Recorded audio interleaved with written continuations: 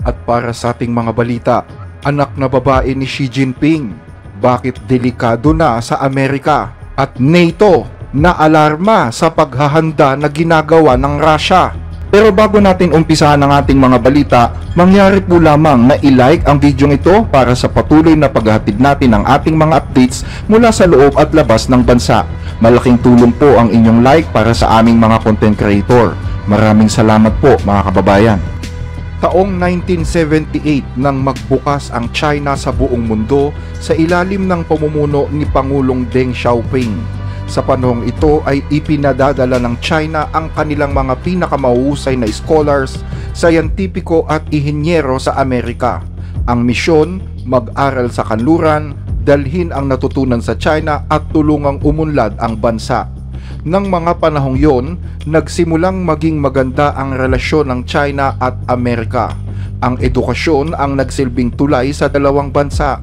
Pagsapit ng dekada 80, naging tila superhighway ang tulay na yon dahil dumagsa sa US ang mga estudyanteng Chino.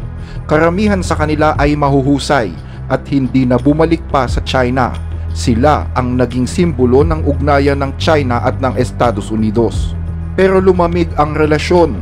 Kumalat ang mga akusasyon na nagpapadala di umano ng mga espiya ang China sa US na kalaunan ay nauwi sa investigasyon.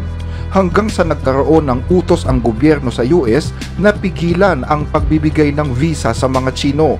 At ngayon, plano ng US na bawiin ang mga visa ng mga estudyanteng Chino. Dahil dito, maraming mga estudyanteng Chino ang delikado na sa Amerika ngayon. Una ay ang mga estudyanteng may kaugnayan sa CCP o ang Communist Party of China. Mayroong humigit kumulang 100 milyong miyembro ang CCP, habang ang China ay mayroong 400 milyong pamilya. Posible na isa sa bawat 4 na mamamayan ay may direkta o hindi direktang ugnayan sa partido. Delikado na rin ang mga estudyanteng nasa kritikal na larangan gaya ng mga advanced science, technology, engineering at medicine.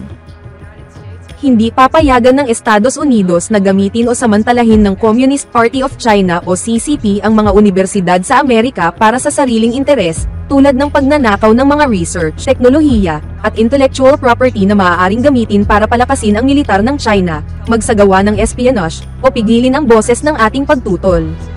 Ang Administrasyong Trump ay nakapokus sa isang pangunahing layunin, ang protektahan ang seguridad ng bansa at kapakanan ng mga mamamayan sa pamamagitan ng mahigpit na pagproseso ng mga visa.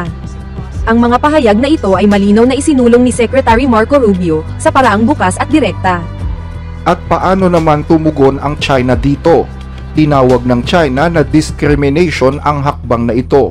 Inaakusahan nila ang Washington na ginagamit lamang ang national security bilang sandata at sinasagasaan daw ang karapatan ng mga estudyanteng Chino. Mariing tinututulan ng China ang hakbang na ito at nagsumite na rin ng formal na protesta sa Estados Unidos. May bahid ng politika ang ganitong uri ng diskriminasyon at nagpapakita ng pagpapanggap ng US bilang isang bansang malaya at bukas, mga prinsipyong matagal na nitong ipinangangalandakan sa mundo. Ang ganitong pagkilos ay lalong makakasira sa reputasyon ng Amerika sa buong mundo at magpapababa ng tiwala ng mundo sa kanilang pamahalaan. Sa kasalukuyan ay may humigit kumulang 1.13 million foreign students sa Estados Unidos at 277,000 sa kanila ay galing sa China. Ibig sabihin, isa sa bawat 4 na international students sa Amerika ay Chino. Napakalaking bilang nito. At ngayon ay nalalagay na nga sila sa alanganing kinabukasan. Kung sakaling totoong mangyari na hindi ako makakuha ng visa, maaaring subukan ko na lang muling mag-apply sa susunod na taon.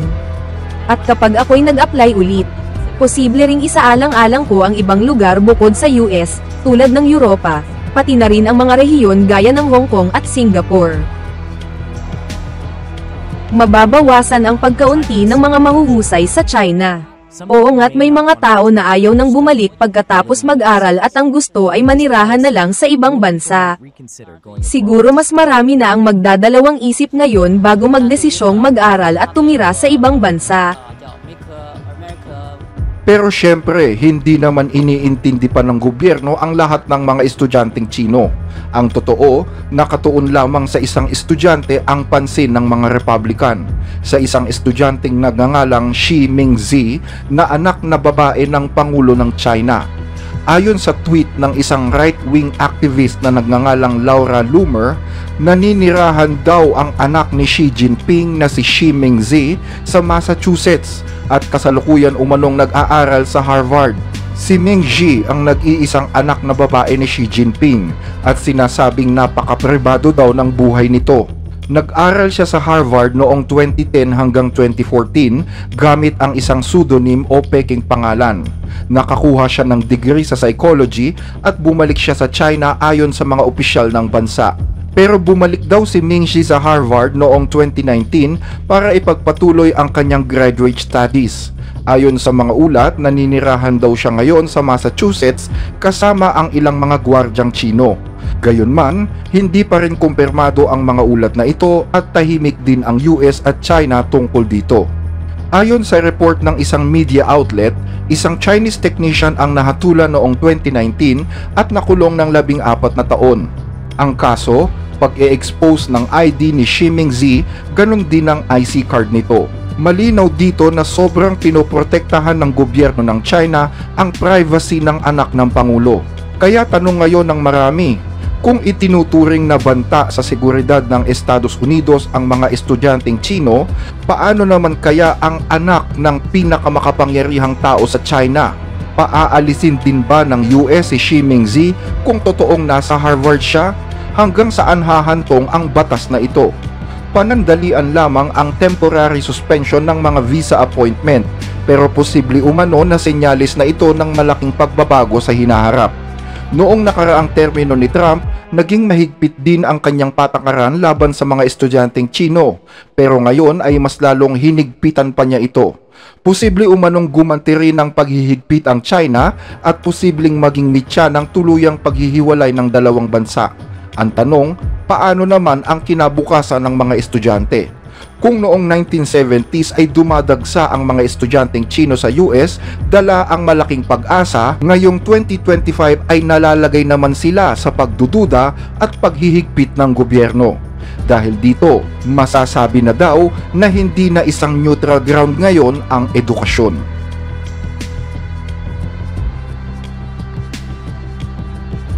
Sa ibang balita, NATO na alarma sa paghahanda na ginagawa ng Russia. Muli na namang ipinakita ng Russia ang kanyang lakas militar sa Baltic region. Mahigit 20 warships, 3,000 sundalo at 25 eroplano ang lumahok sa agresibong war drills na ito noong Miyerkules.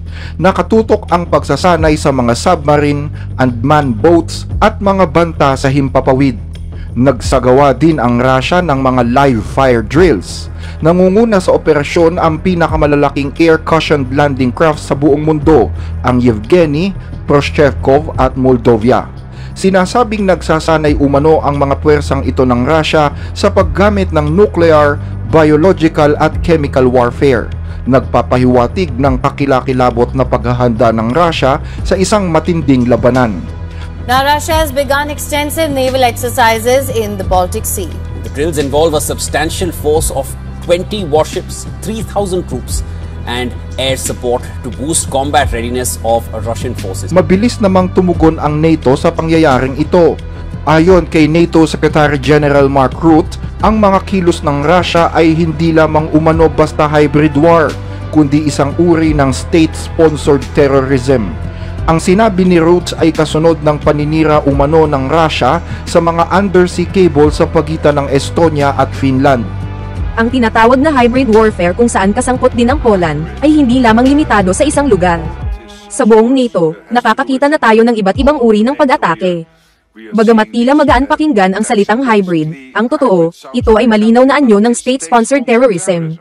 Binanggit din ni Rutte ang mga naunang insidente, mula sa insidente ng Salisbury poisoning hanggang sa mga cyber attack bilang bahagi ng paulit-ulit na ginagawa daw ng Russia. Bukod dito ay pinaghihinalaan na naman ngayon ang isang Russian tanker na tinatawag na Eagle S bilang salarin sa pagkasira ng mga undersea cables sa pamamagitan ng paghila sa mga angkla nito, isang bagay na itinanggi naman ng Russia. Lalong lumalala ang mga aktibidad sa East Sea o sa Baltic Sea, o anuman ang tawag natin dyan. Iisa lang naman yan. At yan ang patunay kung bakit lalo tayong nagkakaisa at kumikilos ng tulong-tulong. Sa loob lamang ng 10 araw, inilunsad ng NATO ang tinatawag na Baltic Sentry, isang malawakang operasyong pandagat na gumagamit ng mga drones, warship at eroplano upang bantayan ang mahalagang undersea infrastructures.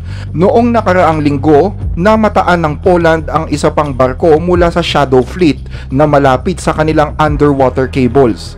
Bilang tugon, agad na kumilos ang European Union at inilunsad ang bagong Black Sea Strategy na layong tapatan ang mga galaw ng Russia. Kabilang dito ang pagtatayo ng Maritime Security Hub at ang panawagan na parusahan ang 180 Russian ships na may kaugnayan umano sa pananabotahe. Dahil dito, lalong uminit ang tensyon ngayong linggong ito. Nagbanta ang isang opisyal ng Kremlin na si Nikolai Petrushchev na gaganti ang Russia sa ginawa ng NATO na sinisisi naman niya sa nangyaring insidente. Dinipensahan naman ng NATO ang kanilang mga operasyon at iginiit na ito'y legal at layunin lamang nitong protektahan ang mga infrastrukturang responsable sa halos 95% ng internet traffic sa buong mundo. Pero bago nito, isa ring Russian Su-35 fighter jets ang nag-trespass sa airspace ng Estonia para buntutan at protektahan umano ang isang Shadow Fleet tanker. Sa dami ng mga warship na nakadeploy at mga warnings na inilalabas, ang Black Sea at Baltic Sea ay kapwa tila mga gatilyo na handa ng kalabitin anumang oras. Ayon sa mga Western countries, sinusugpo lamang daw nila ang mga violations sa mga dagat na ito. Pero sa Russia, provokasyon daw ang mga hakbang ng NATO. Pero para sa mundo, gera na ang kasunod nito. Hanggang dito ang ating mga balita. Regular naming binabasa ang inyong mga comment, kaya huwag mag-atubiling i-share ang inyong opinion sa mga napapanong issue. Maraming salamat po sa inyong pakikinig.